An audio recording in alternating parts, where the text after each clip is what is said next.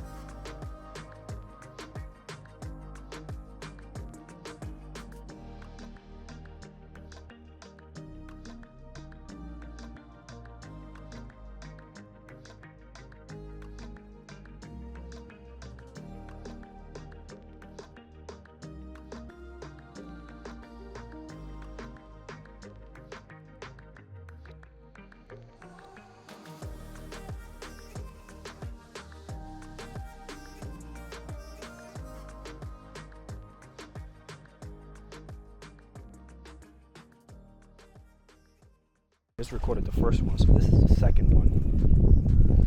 All right, let's see. This one is the Delray model. We have 2,034 square feet, 4-bed, 2-bath, single story home. And what's awesome about this community, they're gonna have a bunch of amenities, and this is one of a kind community with D.R. Horton because they're mixing a lot of their different series, from the Freedom to the Express to the DRE one.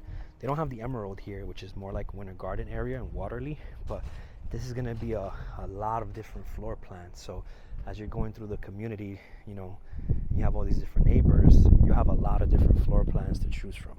Now this Delray model, the prices on these start at $350, but to get into this community, they have models that start at much less, and you can be at around $2,000 or less as far as the mortgage goes with minimum down, which is pretty amazing.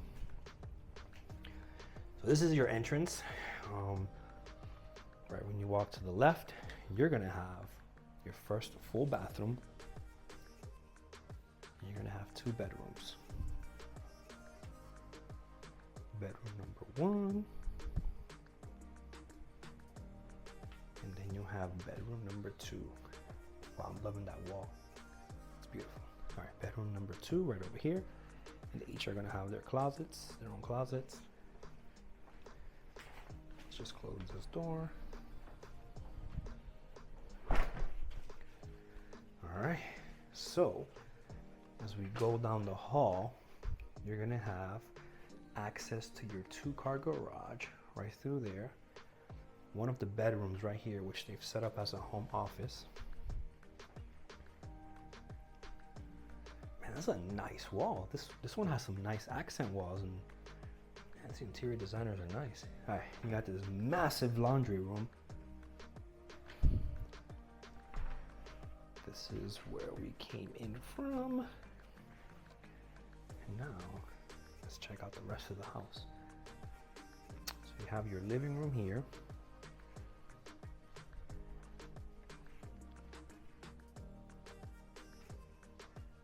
Very, very nice living room. Primary back there. Your covered lanai. That's a very big lanai. It's extended. Just got to get it screened in and you'll be good. So you'll have your primary here, but this is the money shot. You have your kitchen, dining, and living room all in one setting. So if you're into these open floor plans, this will be a great fit for you. Very nice. It's your beautiful kitchen with a nice mixture of dark and light colors. Very, very nice. Stainless steel appliances. Gotta just maybe add some backsplash and you'll be good. And then see where the snacks go. That's a huge pantry. Get a lot of snacks from there.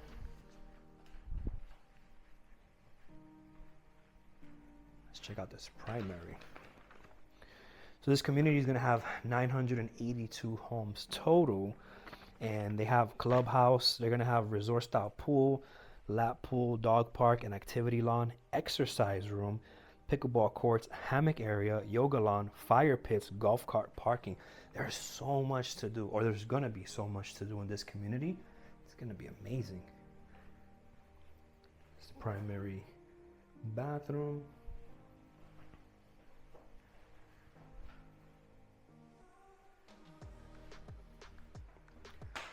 Well, that's the tour. If you want a more extended tour with me opening doors and everything, just reach out to me directly.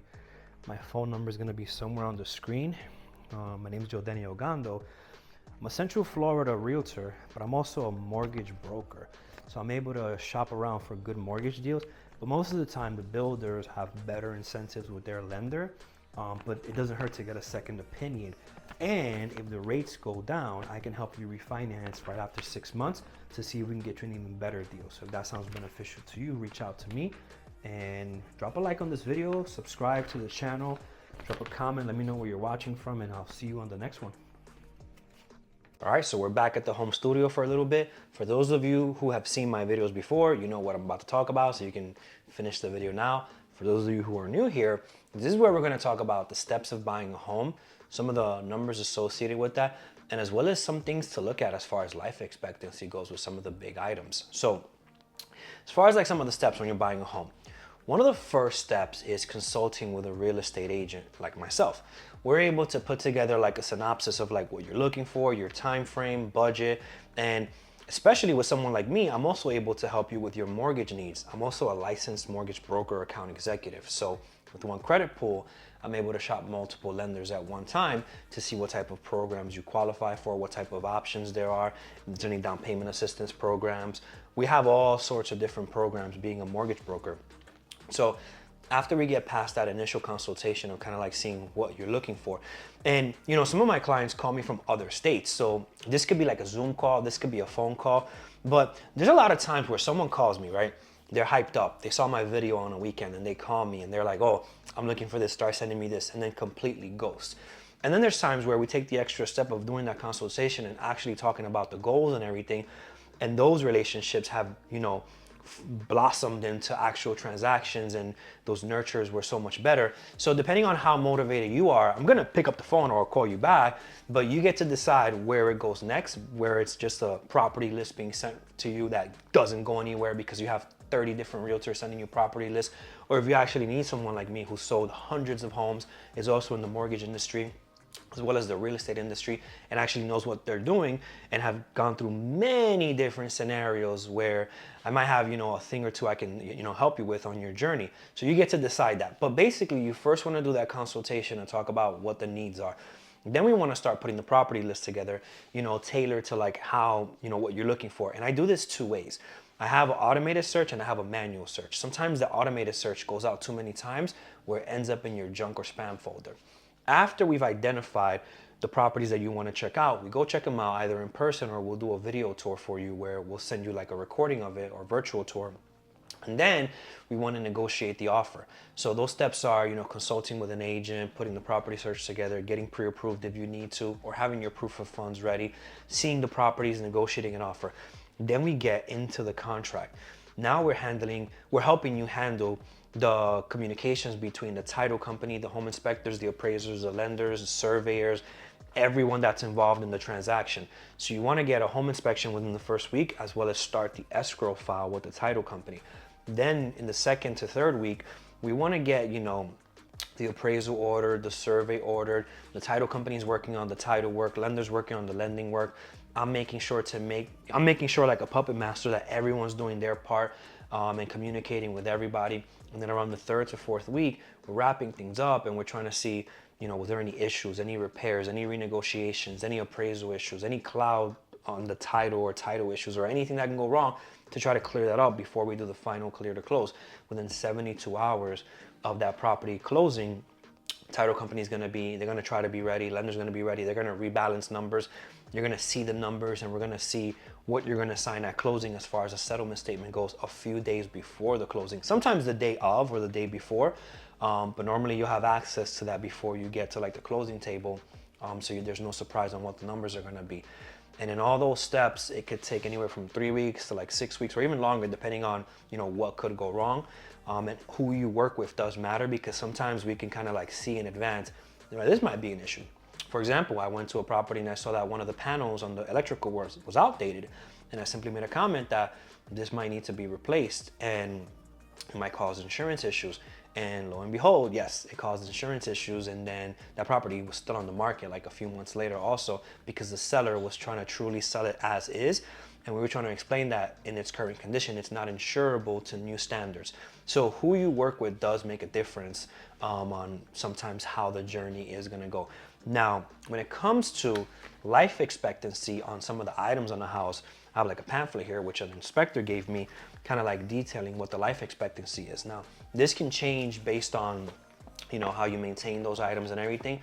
But something to keep in mind when you're buying a resale home or even a new construction home is the life expectancy of a roof can be anywhere from 12 to 15 years if it's shingles. So sometimes you'll get it like pressure washed or cleaned up real good, but the inspector's job is to determine how much life is left on that roof. And if there's not a lot of life left on it, the insurance companies might give you issues when you're trying to buy the home, trying to reinsure that. So the current coverage doesn't just disappear. For example, the new coverage might not be an option if there's not much life left on it. There's many different ways to negotiate a roof. Sellers can go and get it replaced. They can throw a concession on the deal. If the house appraised for higher than what you're buying it for, we can raise the price of the house, ask for some concessions back. The seller nets the same amount of money, and you're able to finance or walk out with cash at closing to do some of those repairs that you want to do.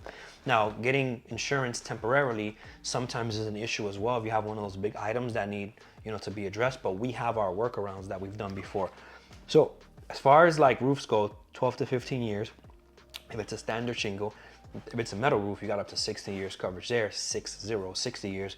Now, as far as cooling goes, central air, 10 to 15 years, depending on how you maintain it. We had one instance where we showed the house and the AC was like, the HVAC was like 29 years old, but that thing still ran smooth. So what the seller did was they basically added a home warranty to the equation just in case if it goes bad in the first 12 months, because they were not going to replace it. If they kept maintaining it every year and got, you know, parts replaced and everything, they just were not going to pay the expense to get that fixed. And it was almost a deal breaker, but it was working perfectly fine, and the buyer was okay with getting a home warranty on it. Now, as far as plumbing goes, if the property's on septic or well, septic, the sewer pump, 5 to 10 years, and then the well pump, about 10 years. So when you're buying a property with septic or well, you want to get those inspected as well. It will cost more money to get those inspections, but trust me, it could save you some money if there's potential issues that you can't see at the moment, to negotiate that before the deal is closed. So it's worth it, in my opinion, to pay for those extra inspections. And then as far as appliances go, a dishwasher could last 5 to 12 years, a dryer 10 to 25 years, garbage disposal 5 to 12, oven range 15 to 20, and a washing machine 5 to 15 years. Those are some of the life expectancy of some of those items throughout the house, for you to keep in mind when you're buying a property. Now, always consult with a professional inspector to actually check the property out, obviously, to get their opinion on that. Now, as far as like what it costs to buy a home, I have in front of me a settlement statement from a recent closing that we did, and I wanted to go over what's going to be outlined on this document that you're going to sign at closing. So you're going to have the section with the financials first, which is going to show the sale of the property price, any deposits, any loan amount. So what you're buying it for, what deposit you put down, and then what the mortgage is going to be on it, if there is one. That's going to be right there. Prorations and adjustments. So any county taxes are there, HOA assessments are there, anything that has to do with the prorations or adjustments are going to be there. The next section is going to be loan charges. That's where you're going to see any points, origination fees, underwriting fees, flood certification, tax certification, prepaid interest, and then you have loan charges and other loan charges. Impounds are next. So we have homeowners insurance, In there, it's the impounds, and then title charges are going to be on the next section. And then we're going to have commissions. Depending on when you're watching this video, if it's before August 17th, 2024, commissions are being handled a certain way. And then after August, or on August 17th and after, commissions are being handled a different way.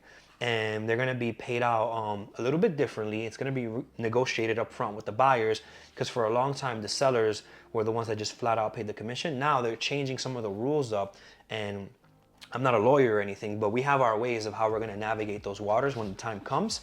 Depending on when you're watching this video, the way that the commission is being paid out can change. So that's something your buyer's agent or me would negotiate directly with you. Commissions is next. Government recording and transfer charges, any payoffs on the mortgage is going to be next, and any miscellaneous fees. Now, one of the things that's very confusing when you're buying a house is property taxes and homeowners insurance. So what happens is, when you're buying a property, the property taxes are going to be prorated between the seller and the buyer. And the scary part is that a lot of people see it as, oh, the taxes went up. Well, no, the taxes were reassessed eventually after you bought the property. So what happens is sometimes homes don't go for sale for a very long time, and they're at a certain, rate with their taxes, or, tax amount every month. And then after some years of the home being sold, the current tax rates or whatever are going to be higher. So when the home gets reassessed about a year later, the property taxes are going to adjust to what they should be. And it scares a lot of people, because that means that the numbers are going up. Because a lot of times when you're buying homes, a lot of times they're a little bit higher. You're buying it at a higher price than what they sold before. There are some times in like the luxury market where you're buying houses that were super expensive and they get super low, but based on my history and my sales, our averages are like 350K price points. We've sold over $34 million in homes, and at an average of like 350. Those are like gonna be like scenarios where they appreciated as we help those buyers buy those.